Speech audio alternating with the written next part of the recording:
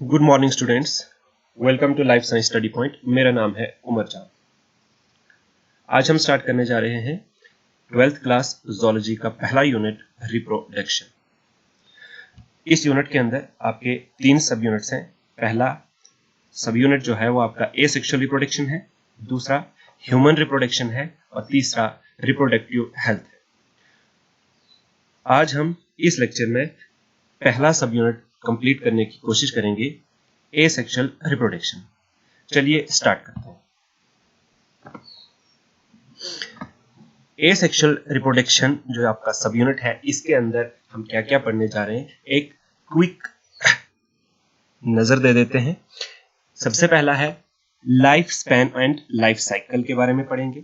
जब ये दो डेफिनेशंस हमारी ये दो टॉपिक्स कंप्लीट हो जाएंगे, उसके बाद हम देखेंगे कि रिप्रोडक्शन क्या है, रिप्रोडक्शन की डेफिनेशन देखेंगे। उसके बाद हम एसेक्सुअल रिप्रोडक्शन की डेफिनेशन देखेंगे। उसके बाद एसेक्सुअल रिप्रोडक्शन की जो टाइप्स होती हैं, जैसे फिशन है, बाइनरी फिशन, बडिंग, जेम्यूल जिसको हम जेम्यूलेशन भी बोलते हैं, फ्रेगमेंटेशन, रीजनरेशन एंड स्पोरुलेशन, ये सारे टॉपिक्स आपके पहले सब यूनिट के अंदर इंक्लूड होते हैं। आप अपना सिलेबस भी चेक कर सकते हैं।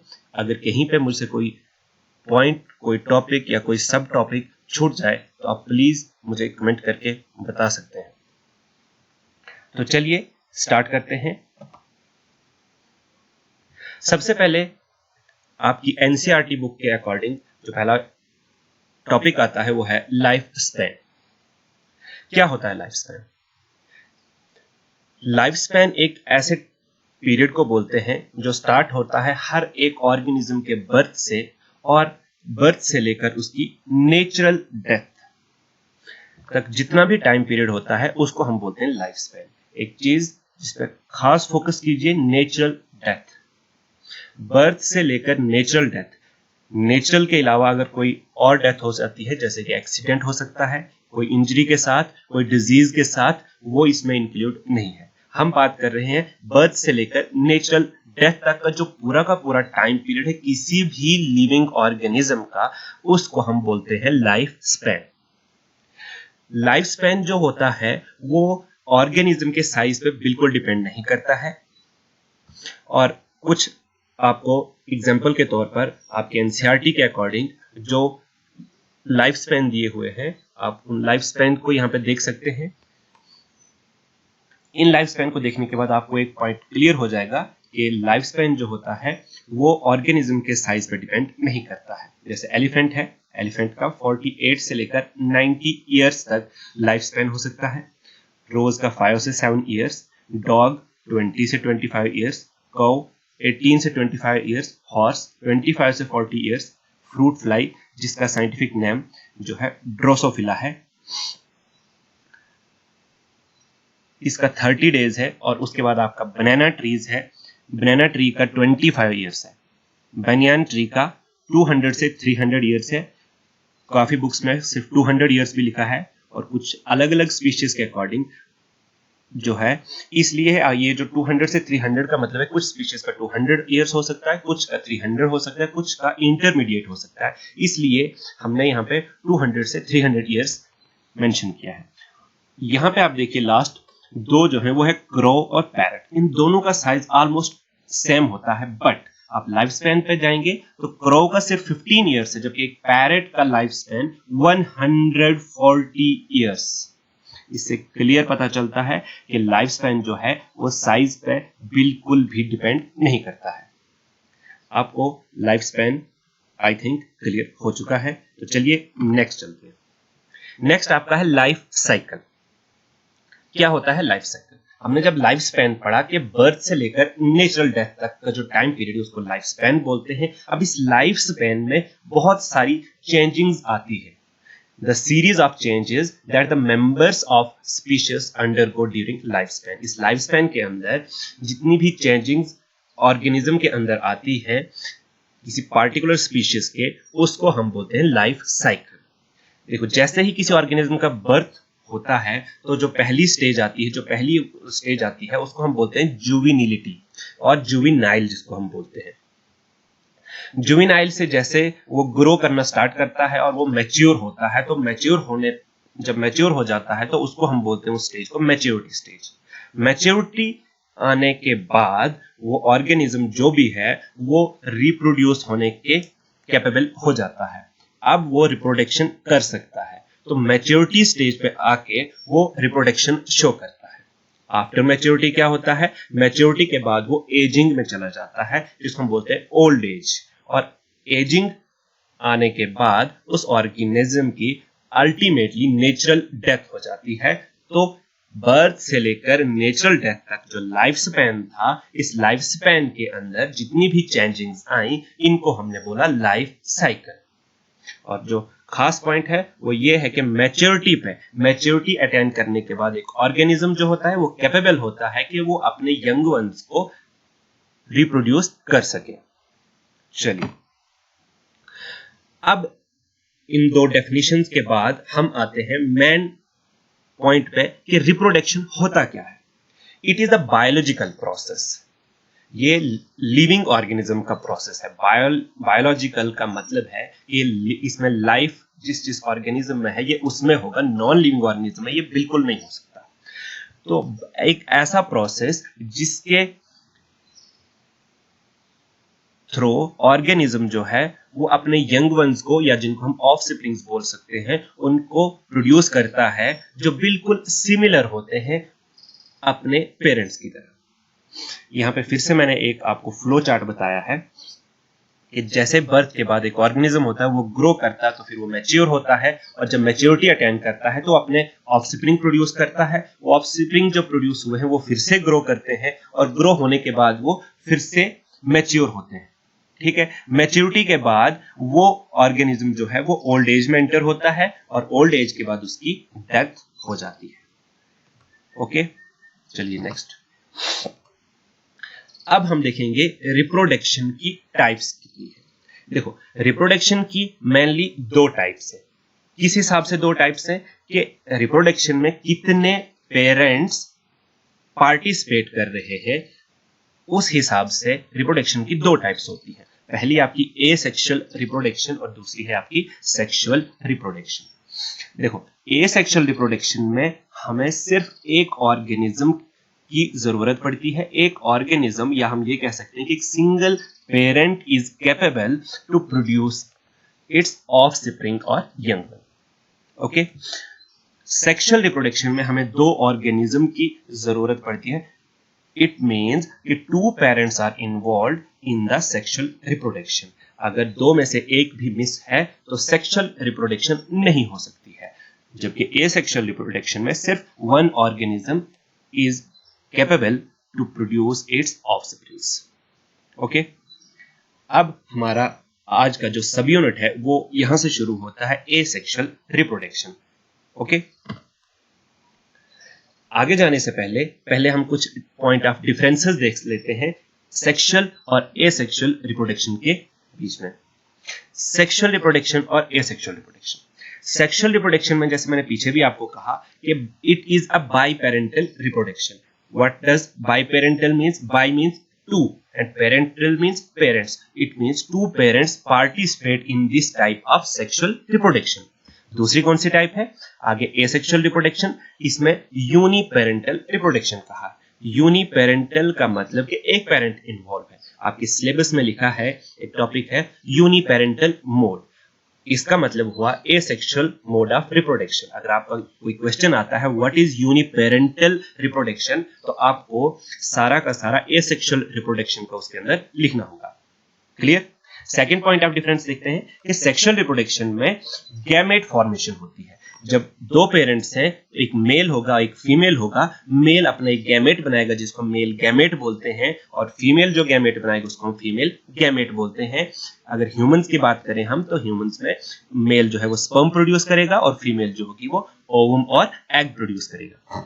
Okay, but in case of asexual reproduction यहां पे कोई भी गैमेट नहीं बनेगा। गैमेट सिर्फ सेक्सुअल रिप्रोडक्शन में बनते हैं। ओके, जब यहाँ पे सेक्सुअल रिप्रोडक्शन में दो गैमेट बन रहे हैं तो इसका मतलब उनका फ्यूजन होना भी जरूरी है। फ्यूजन को बोलते हैं हम फर्टिलाइजेशन।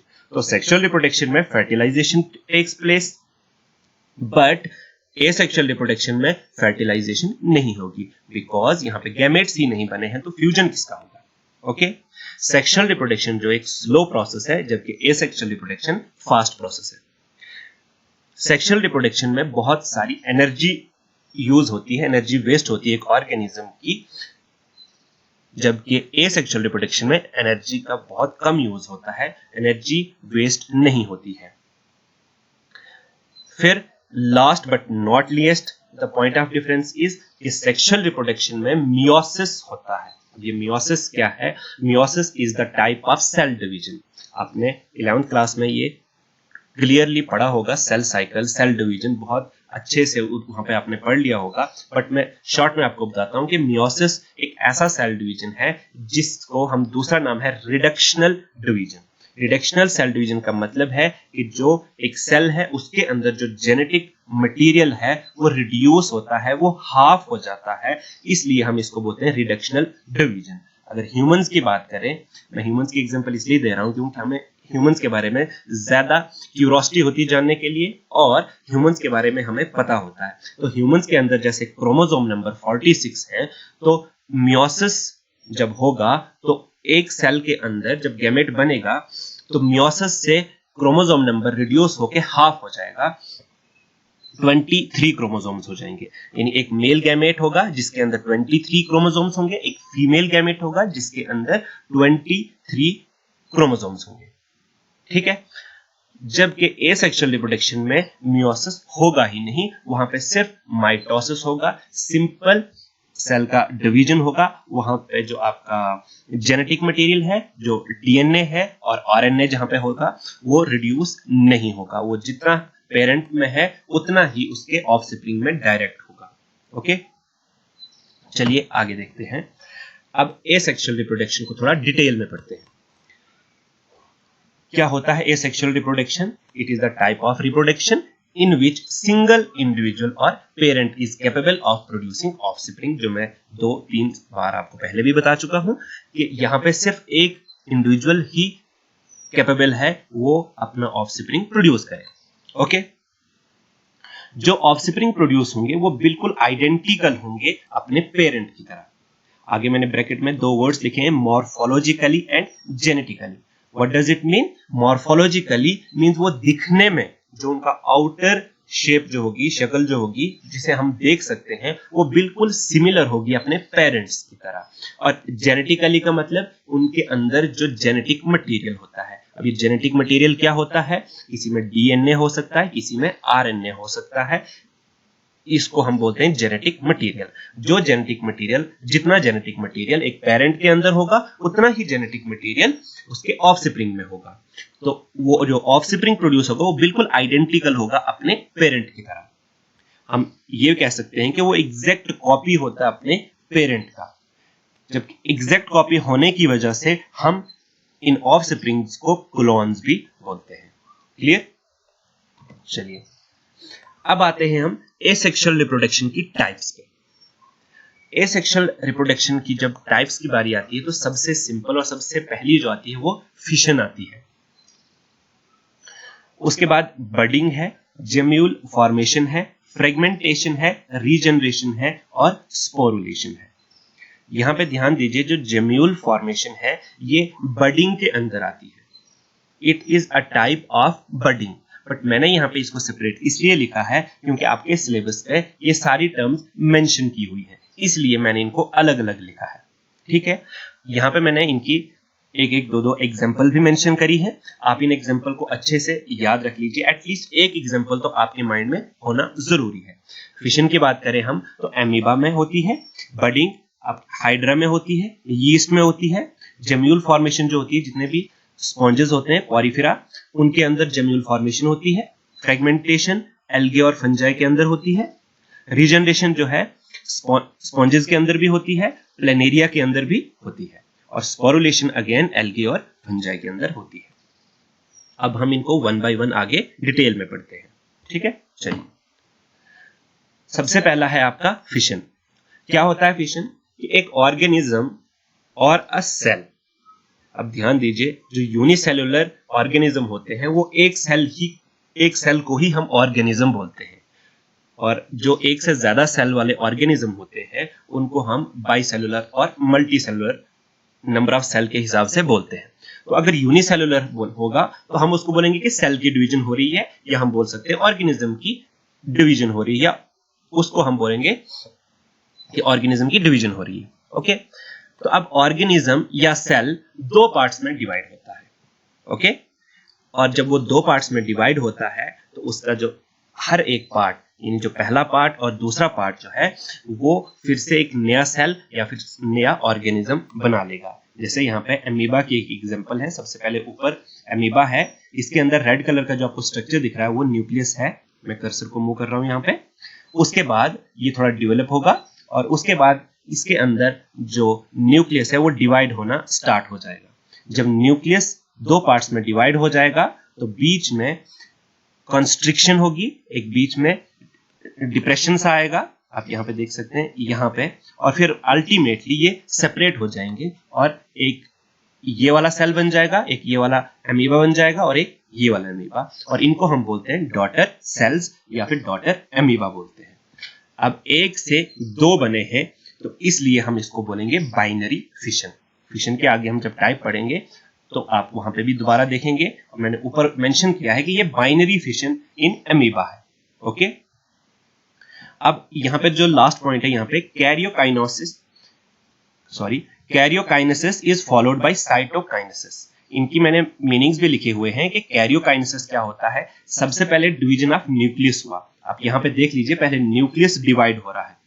थर्ड नंबर पे देखिए यहाँ पे जहां मैं कर्सर मूव कर रहा हूं, यहाँ पे पहले न्यूक्लियस डिवाइड हुआ। डिवीजन ऑफ न्यूक्लियस को हम बोलते हैं कैरियोकाइनेसिस। कैरियन का मतलब होता है न्यूक्लियस। ओके, न्यूक्लियस पहले डिवाइड हो रहा है, उसके बाद पूरा सेल डिवाइड हो रहा है। ओके, यहाँ पे देखिए जब न्यूक्लियस पूरे डिवाइड हो गए उसके बाद सेल डिवाइड होके दो में डिवाइड हो गया है। ओके, तो ये point karyokinesis is followed by cytokinesis, यानी पहले कैरियोकाइनेसिस होगा उसके बाद साइटोकाइनेसिस होगा। क्लियर? चलिए, अब फिशन की दो टाइप्स होती हैं। पहली बाइनरी फिशन, जिसके एग्जांपल हमने पीछे अमीबा वाली देख ली है, और दूसरी होती है मल्टीपल फिशन। सिंपल है, कुछ भी मुश्किल नहीं है, नाम से पता चल जाता है। बाइनरी मींस दो, बाई मींस टू, तो मतलब एक ऑर्गेनिज्म और एक सेल जब दो पार्ट्स में या दो डॉटर सेल्स में डिवाइड होता है तो हम बोलेंगे बाइनरी फिशन, जिसके आपने एग्जांपल देख ली है अमीबा। ओके, और मल्टीपल फिशन में क्या होगा कि मल्टीपल डॉटर सेल्स में डिवाइड होंगे। कोई भी ऑर्गेनिज्म या कोई भी सेल जब दो से ज्यादा डॉटर सेल्स में डिवाइड होगा तो हम उसको बोलेंगे कि ये मल्टीपल फिशन है। इसके एग्जांपल है प्लाज्मोडियम। कुछ याद आया? प्लाज्मोडियम, ये वही प्लाज्मोडियम है जो मलेरिया काज करता है, और उसके अंदर आपने लाइफ साइकिल पढ़ा होगा 11th क्लास में, तो उसके अंदर एक स्टेज आती है शाइज़ोट स्टेज, जो एग्जांपल है इसकी मल्टीपल फिशन की। ओके, अगर आपको ये क्लियर नहीं है तो जब मैं 11th क्लास का लेक्चर अपलोड करूंगा तो मैं दोबारा आपको मेंशन करूंगा, वहां पे आपको ग्रुप में भी मैं बता दूंगा, व्हाट्सएप ग्रुप में, कि आज मैंने 11th क्लास का ये वाला टॉपिक अपलोड किया है। आप दोबारा जाके इन टॉपिक्स को देख सकते हैं अगर ये क्लियर नहीं है। ओके, अब यहाँ पे नीचे मैंने मेंशन किया है एक और टाइप आती है, फिशन की ही टाइप है, इसको हम प्लाज्मोटॉमी बोलते हैं। ये एक्चुअली प्लाज्मोटॉमी जो है ये मल्टीपल फिशन की एक फर्दर टाइप है। क्या होता है? प्लाज्मोटॉमी जो है मल्टी न्यूक्लिएट ऑर्गेनिज्म शो करते हैं। मल्टी न्यूक्लिएट ऑर्गेनिज्म जो होते हैं वो क्या करते हैं, उनके अंदर मल्टी न्यूक्लिएट ऑर्गेनिज्म का मतलब क्या, पहले ये क्लियर कर लीजिए कि जब एक ऑर्गेनिज्म के अंदर जो सेल्स होते हैं, एक सेल के अंदर एक से ज्यादा न्यूक्लियस होते हैं। मान लो कि अगर एक सेल है जिसके अंदर 3 न्यूक्लियस है तो सेल डिवाइड होगा। ठीक है, सेल डिवाइड होगा। मान लो एक के हिस्से में 2 न्यूक्लियस आते हैं और एक के हिस्से में 1 न्यूक्लियस आता है, और फिर आगे चल के वो दोनों डॉटर सेल्स अपने अंदर न्यूक्लियस का नंबर रिटेन कर लेते हैं, वापस 3 न्यूक्लियस दोनों के अंदर हो जाते हैं। तो इस टाइप ऑफ फिशन को हम बोलते हैं प्लाज्मोटॉमी। ओके, चलिए, यहां पे मैंने आपको दोबारा डायग्राम दिखाई है बाइनरी फिशन और मल्टीपल फिशन की। पीछे अगर समझ नहीं आई है तो आप दोबारा यहाँ पे देख सकते हैं। ये आपने एक अमीबा है। ओके, अमीबा पहले अमीबा के अंदर न्यूक्लियस डिवाइड होगा, कैरियोकाइनेसिस होगा। जब न्यूक्लियस डिवाइड हो गया उसके बाद साइटोकाइनेसिस होगा, यानी सेल भी डिवाइड हो जाएंगे और लास्ट में एक से दो बन जाएंगे और इन दो को हम बोलते हैं daughter cells. Okay, multiple fission को थोड़ा एक बार फिर से देख लीजिए कि ये एक सेल है। ओके, प्लाज्मोडियम का एक सेल है। ये सेल पहले इसके अंदर न्यूक्लियस डिवाइड होना शुरू होंगे, ठीक है, और एक डिवाइड होने से क्या होगा कि इसके अंदर दो न्यूक्लियस बनेंगे, दो से चार बनेंगे, चार से आठ न्यूक्लियस, लेकिन बाहर से सेल एक ही रहेगा। इट मींस कैरियोकाइनेसिस होते जा रही है बट साइटोकाइनेसिस नहीं हुई है। एंड फाइनली लास्ट पे इस स्टेज पे साइटोकाइनेसिस होगी। जब साइटोकाइनेसिस यहाँ पे होगी, जब यहाँ पे साइटोकाइनेसिस होगी तो इसमें जितने न्यूक्लियस बने थे हर न्यूक्लियस के साथ में एक सेलुलर मटेरियल जाएगा और ये अलग से एक नया सेल बनाएगा और इसमें प्लाज्मोडियम में इनका नाम होता है मीरोजाइट्स। ओके, ये एग्जांपल किसकी है? मल्टीपल फिशन की। नेक्स्ट टाइप जो है वो है बडिंग। ओके, बडिंग क्या होता है कि organisms like hydra and yeast ये क्या करते हैं कि अपनी बॉडी के ऊपर एक आउट ग्रोथ, बाहर के लिए एक छोटा सा स्ट्रक्चर ग्रो करता है। फिर उसका जो न्यूक्लियस होगा पेरेंट का, वो न्यूक्लियस भी डिवाइड होगा और डिवाइड होके एक न्यूक्लियस पेरेंट के पास रहेगा और एक न्यूक्लियस उस आउट ग्रोथ जो है बाहर के जो ग्रोथ हुई है उसके अंदर चला जाएगा और फिर बाद में जो ये ग्रोथ हुई थी बाहर की तरफ, वो जो ग्रोथ है वो डिटैच हो जाएगी और वो दोबारा से एक नया ऑर्गेनिज्म बन जाएगा। अगर हाइड्रा के केस में तो एक नया हाइड्रा बन जाएगा और अगर यीस्ट का केस है तो एक नया यीस्ट बन जाएगा। ओके, बडिंग की दो टाइप्स होती है। कौन कौन सी? पहली एक्सटर्नल बडिंग और दूसरी इंटरनल बडिंग। क्या डिफरेंस है एक्सटर्नल बडिंग और इंटरनल बडिंग में? नाम से ही पता चल रहा है कि अगर किसी ऑर्गेनिज्म में जो बड बन रहा है वो बाहर की तरफ बन रहा है तो उसे हम बोलेंगे एक्सटर्नल बडिंग और अगर वो अंदर की तरफ बन रहा है तो उसे हम बोलेंगे इंटरनल बडिंग। आगे देखते हैं one by one. External budding example इसमें मैंने यीस्ट की ली हुई है, हाइड्रा भी हो सकता है, ठीक है। तो क्या होता है कि एक छोटी सी आउट ग्रोथ या बाहर की तरफ एक नया स्ट्रक्चर सा बनता है छोटा सा। इस केस में यहाँ पे देख लीजिए, जहां मैं कर्सर मूव कर रहा हूं ध्यान से देखिए, यहाँ पे एक बाहर के लिए एक स्ट्रक्चर बना है छोटा सा और फिर जो अंदर ये न्यूक्लियस है, ये जो ग्रीन कलर का अंदर स्ट्रक्चर है ये न्यूक्लियस है। यहाँ पे आके न्यूक्लियस भी डिवाइड होना शुरू हो गया। इन कैरियोकाइनेसिस हमने अभी पीछे पढ़ा, कैरियोकाइनेसिस हुई और कैरियोकाइनेसिस के बाद एक न्यूक्लियस पेरेंट के पास रहता है यहाँ पे देखिए और एक न्यूक्लियस इस बड के अंदर चला जाता है और बाद में ये बड यहाँ से डिटैच हो जाता है और ये जो छोटा सा बड जो होगा it will act as a new organism या डॉटर ऑर्गेनिज्म या डॉटर सेल बोलेंगे। ठीक, ये था एक्सटर्नल बडिंग। अब इसी एक्सटर्नल बडिंग की एक और टाइप आती है जिसको हम बोलते हैं टोरुलेशन। क्या होता है टोरुलेशन?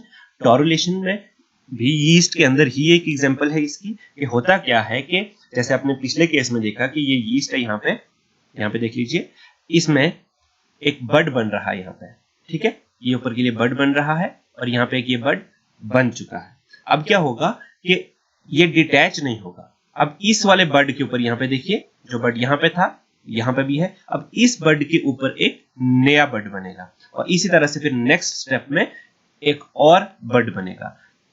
डिफरेंस इसमें और पीछे वाली टाइप में बस इतना है कि पीछे एक बड बनने के बाद डिटैच हो रहा था, अलग हो रहा था। इस वाले केस में अलग नहीं हो रहे। जब 2 3 4 5 बड्स एक के ऊपर एक बन जाएंगे, इस स्टेज को बोलते हैं, इन जो ऊपर से बड है इनको बोलते हैं टोरुला। क्या बोलते हैं? टोरुला बोलते हैं। इन बर्ड्स को क्या बोलते हैं? टोरुला या टोरुला स्टेज बोलते हैं। और फिर ये हर एक बर्ड यहां से फिर यहां से ये अलग हो जाते हैं और आगे डॉटर सेल्स बनाते हैं या ऑफ स्प्रिंग्स बनाते हैं।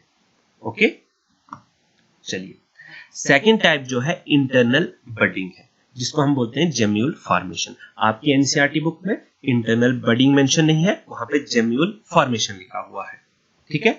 तो जेम्यूल फॉर्मेशन क्या है? ये भी एक बडिंग की ही टाइप है, इंटरनल बडिंग है। इसमें क्या होता है कि एक बड, जैसे वहां बाहर की तरफ बन रहा था, यहां अंदर की तरफ बनता है, और उस बड का नाम क्या है? जेम्यूल। ओके, इस वाली डायग्राम को अच्छे से देखिए ध्यान से। ये एक स्पॉन्ज है जिसको लॉन्गिट्यूडनली सेक्शन में काटा हुआ है।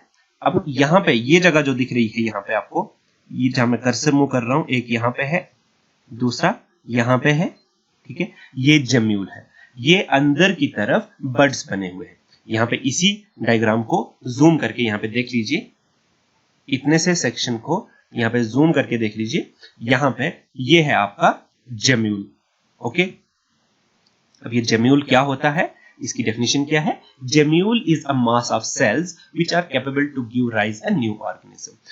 इस जेम्यूल के अंदर बहुत सारे सेल्स होते हैं। मास ऑफ सेल्स मीन बहुत सारे सेल्स इसके अंदर होते हैं, और वो सेल्स इस काबिल होते हैं, कैपेबल होते हैं कि वो न्यू ऑर्गेनिज्म को प्रोड्यूस कर सकें। ओके, ये एक जेम्यूल का स्ट्रक्चर है, ध्यान से देखिए। इसकी यहाँ पे, इसको माइक्रोपाइल बोलते हैं, ये एक ओपनिंग होती है, इसको माइक्रोपाइल बोलते हैं, और इसके अंदर कुछ स्पाइक्यूल्स, कांटों की तरह कुछ स्ट्रक्चर्स प्रेजेंट होते हैं, जिनका नाम क्या है? मोनैक्सॉन स्पाइक्यूल्स। ओके, ये इसके अंदर वाली मेम्ब्रेन है, और ये जो बाकी वाले सेल जो हैं, आर्कियोसाइट्स बोलते हैं इनको। ये जो अंदर, सॉरी, यहाँ पे जो ये सेल्स हैं जो ब्लू कलर के अंदर आपको दिख रहे हैं, इनको आर्कियोसाइट्स बोलते हैं, और यही सेल्स जो है, इन्हीं सेल्स का मास होता है, और ये सेल्स आगे चल के न्यू ऑर्गेनिज्म बनाते हैं। ठीक है, चलिए नेक्स्ट टाइप जो एसेक्सुअल रिप्रोडक्शन की है वो है फ्रेगमेंटेशन। सिंपल है, एग्जांपल्स याद करनी है, डेफिनेशन उतनी मुश्किल नहीं होगी, समझना मुश्किल नहीं होगा, बट नाम याद रखने थोड़ी से मुश्किल है। और अगर आपने पहला वीडियो जो टिप्स एंड टेक्निक्स वाला वीडियो था, अगर आपने देखा है तो आपको पता होगा, मैंने कहा था वहां पे कि आप ऐसे इंपॉर्टेंट पॉइंट्स को, बोटेनिकल नेम्स, जोलॉजिकल नेम्स, इस तरह से जो नाम होते हैं उनको आप फ्लैश कार्ड्स बना के रख लीजिए। अगर आपने नहीं देखा तो उस वीडियो को पहले देखिए, फ्लैश कार्ड्स क्या होता है। तो आप इन सब नामों को, स्पेशली एग्जाम्पल्स को देखिए, आपकी ये जितने भी टाइप्स हैं, इनमें एग्जाम्पल के बिना आपके हाफ मार्क्स कट जाएंगे। अगर आपको कोई भी टाइप पूछी है या पूरा एसेक्सुअल रिप्रोडक्शन पूछा है, उसमें आप टाइप्स के नाम लिख रहे हैं, डेफिनेशन लिख रहे हैं, बट एग्जांपल नहीं दे रहे हैं, आपके मार्क्स, हाफ मार्क्स जो है वो कट जाएंगे। एग्जांपल्स बहुत बहुत बहुत मस्त है, तो इसलिए अगर याद नहीं रहते हैं ये नाम अगर याद नहीं रहते हैं, तो आप पहले उस वीडियो को देखिए, और उसमें मैंने मेंशन किया है कि फ्लैश कार्ड्स कैसे बनाते हैं, क्या होते हैं, और भी बहुत सारी टेक्निक्स इनको याद करने की, तो आप उनको फॉलो कीजिए और इन एग्जांपल्स को अच्छे से याद कीजिए। चलिए, फ्रेगमेंटेशन क्या होता है? नाम में लिखा है फ्रेगमेंट, यानी पार्ट्स में टूटना। फ्रेगमेंट क्या होता है? टुकड़ा। ओके, ये एसेक्सुअल रिप्रोडक्शन की टाइप है। इसमें क्या होता है कि एक ऑर्गेनिज्म की जो बॉडी होती है वो पीसेस में टूटती है, स्मॉलर पीसेस में टूटती है। जैसे यहाँ पे एग्जांपल जो मैंने ली है वो स्पाइरो गायरा की ली है, जिसका कॉमन नेम क्या है? Green algae. कॉमन नेम भी बहुत इंपॉर्टेंट है, कहीं पे स्पाइरो गायरा लिखा होगा तो उसका कॉमन नेम पूछ सकते हैं, या फिर ग्रीन एल्गे का साइंटिफिक नेम पूछ सकते हैं। तो इस केस में मैंने स्पाइरोगायरा की एग्जांपल ली हुई है। देखिए, ये स्पाइरोगायरा की पूरी बॉडी है, और ये डिवाइड हुआ है 3 पार्ट्स में, फ्रेगमेंट 1, फ्रेगमेंट 2 और फ्रेगमेंट 3 में। और हर एक फ्रेगमेंट फिर से एक नया स्पाइरोगायरा बना रहा है यहाँ पे। ठीक है, तो क्या है कि एक ऑर्गेनिज्म की बॉडी पहले स्मॉलर पार्ट्स में डिवाइड होगी, जिनको हम फ्रेगमेंट्स बोलते हैं, और फिर हर एक फ्रेगमेंट जो होगा वो एक एडल्ट इंडिविजुअल बनाएगा। एग्जांपल जिसमें ये 2 एल्गे के नाम है, नीचे फंजाई है, राइजोपस, म्यूकर। और एक इंपॉर्टेंट पॉइंट, ये fragmentation is shown by only multi cellular organisms. ठीक है, जब पार्ट्स में टूटना है तो एक से ज्यादा सेल होना जरूरी है ना। अगर एक ही सेल होगा तो वो तो बाइनरी फिशन से डिवाइड होगा, वो टूटेगा नहीं, वो डिवाइड होगा, उसको हम फिशन में पढ़ते हैं। ओके, और इस केस में हम फ्रेगमेंटेशन पढ़ते हैं, तो फ्रेगमेंटेशन सिर्फ मल्टीसेलुलर ऑर्गेनिज्म में होता है। Next, regeneration. देखिए, रीजनरेशन और फ्रेगमेंटेशन थोड़ा सा कंफ्यूजिंग है, ध्यान से सुनना। एक छोटा सा पॉइंट ऑफ डिफरेंस है, अदरवाइज आपको लगेगा कि रीजनरेशन और फ्रेगमेंटेशन एक जैसे है। ठीक है, क्या होता है रीजनरेशन? ये भी उसी तरह से है कि कभी एक्सीडेंटली अगर एक ऑर्गेनिज्म का कोई पार्ट कट जाता है तो उस पार्ट से एक नया ऑर्गेनिज्म डेवलप होता है। ठीक है, अब आप बोलेंगे यही चीज तो हमने पीछे भी पढ़ी, पीछे हमने फ्रेगमेंटेशन में भी यही पढ़ा कि जब यहाँ पे देखिए कि एक ऑर्गेनिज्म जब 2-3 पार्ट्स में डिवाइड हुआ तो हर एक पार्ट एक दोबारा से वही एडल्ट ऑर्गेनिज्म बना रहा है। ठीक है, तो यहाँ पे क्या फर्क है, अब यहाँ पे देखना। पहले सबसे पहले मैं रीजनरेशन के बारे में 2 चीजें क्लियर करूंगा। ये जो नीचे मैंने लिखी है ये पहले सुन लीजिए। रीजनरेट क्या होता है? दोबारा से बनाना। ठीक है, मीनिंग से देखिए, हर डेफिनेशन जो होती है सबसे पहले उसका मीनिंग आप ध्यान में देख लीजिए, उसी के अंदर उसकी डेफिनेशन लिखी होती है। ये टर्म जैसे रीजनरेशन है तो रीजनरेशन के अंदर ही इसका मीनिंग होगा। अगर आपको डेफिनेशन याद नहीं है तो इसका वर्ड का मीनिंग भी आप निकालोगे तो वहां से इसकी डेफिनेशन आप खुद बना सकते हो। ठीक है, रटने वाली बात नहीं है कि आप क्रैम कर लोगे इसको रीजनरेशन क्या होता है, बल्कि आप समझ लीजिए कि रीजनरेशन का मीनिंग भी अगर आपको पता हो, अगर डेफिनेशन याद नहीं हुई तो आप रीजनरेशन को डिफाइन कर सकते हैं। तो इससे पहले मैं आपको 2 चीजें बताऊंगा। आपने लिजर्ड की एग्जांपल बहुत कॉमन है। अगर आपने लिजर्ड देखिए, छिपकली जो होती है, अगर उसकी दुम कट जाती है तो वो कुछ टाइम के बाद उसकी दुम दोबारा से रीजनरेट हो जाती है। ठीक है, तो वो भी एक रीजनरेशन की टाइप है। ठीक है, हमारे अंदर लिवर जो है या कुछ और ऑर्गन जो है वो सेल्स डैमेज होते हैं और फिर से रीजनरेट हो रहे हैं, वो भी रीजनरेशन है।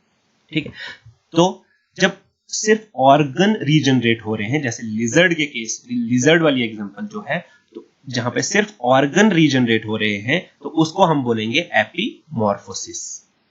एक ऐसी रीजनरेशन जिसमें सिर्फ कोई पार्टिकुलर ऑर्गन रीजनरेट हो रहा है उसे हम बोलेंगे एपीमॉर्फोसिस।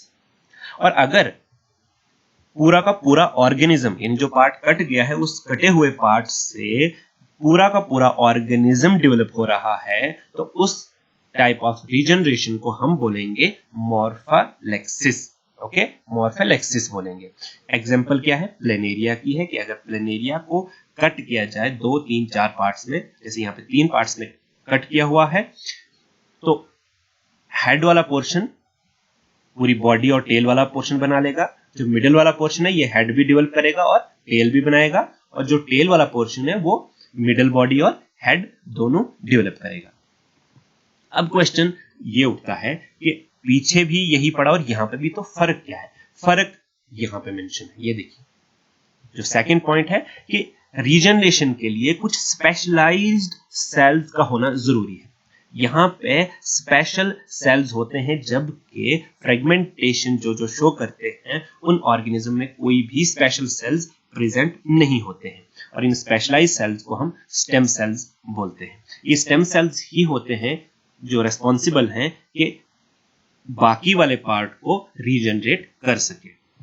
ठीक है, अब इन सेल्स के अंदर, स्टेम सेल्स के अंदर ऐसी क्या इंफॉर्मेशन होती है कि वो उनको कहां से पता लगता है कि अब हेड बनाना है या टेल बनानी है? अभी तक इसके बारे में रिसर्चेस चल रही हैं, और जब ये रिसर्चेस कंप्लीट हो जाएंगी तो ये बहुत ही पॉजिटिव रिसर्च है और बहुत ही बेनिफिशियल रिसर्च होगी कि हमारा कोई ऑर्गन जो है ह्यूमन में अगर वो डैमेज होता है तो क्यों ना हमारे अंदर भी जो स्टेम सेल्स होते हैं उन स्टेम सेल्स से हम उनको इनिशिएट करके अपना कोई ऑर्गन है रीजनरेट कर सकते हैं। बट इस पर रिसर्चेस कंटिन्यू है, अभी तक उनका कोई सही रिजल्ट नहीं आया है। ओके, चलिए